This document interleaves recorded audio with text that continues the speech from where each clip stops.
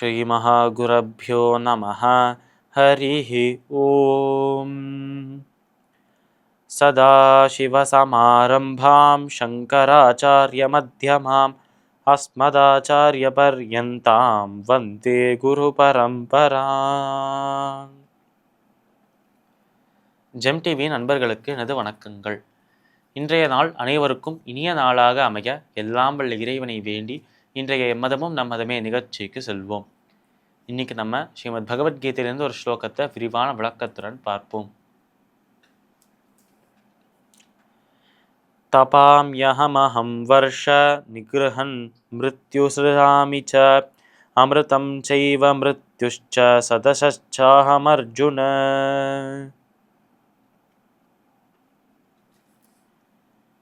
இந்த ஸ்லோகம் ஸ்ரீமத் பகவத்கீதையின் 9வது அத்தியாயமான ராஜவித்யா ராஜகுஹ்ய யோகத்தில் 19வது ஸ்லோகமாக இருக்கு.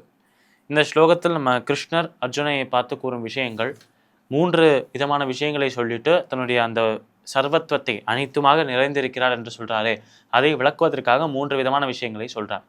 முதல் விஷயம், நான் அனைத்து இடங்களிலும் நிறைந்திருந்து அந்த சூரியனை போல அந்த ஒளியை அந்த ஒரு அனலை நான் எல்லா இடத்திலுமே செலுத்துகிறேன், அந்த வெப்பத்தை அனைத்து இடங்களுக்கும் பரப்புகிறேன்.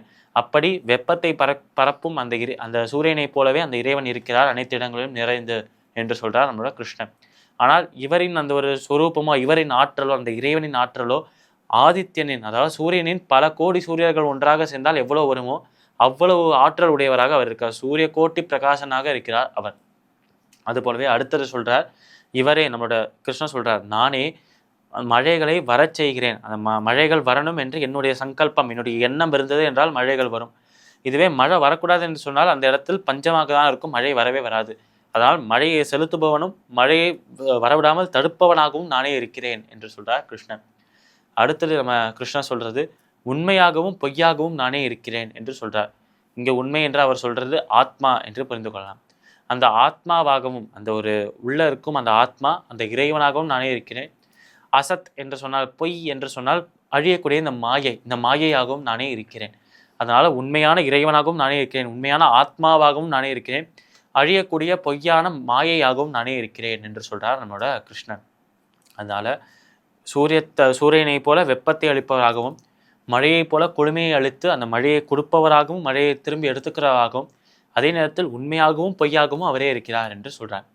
இப்படியெல்லாம் சொல்வதற்கான காரணம் என்ன? அனைத்துமாக அவர் இருக்கிறார் என்று, அனைத்து இடங்களிலும் அனைத்துமாக அவர் இருக்கிறார் என்பதை உணர்த்துவதற்காக இந்த விஷயங்களை சொல்றார் நம்ம கிருஷ்ணர்.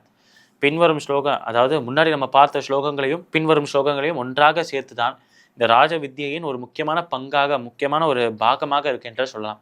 என்றால் அவர் என்னதான் பல ஸ்லோகங்களில் நான் தான் அனைத்துமே என்பதை பலவிதமாக சொன்னாலும் கூறுகிற கருத்து ஒன்றுதான், அவர்தான் சர்வம், அவர்தான் அனைத்துமே என்கிற அந்த ஒரு கருத்து.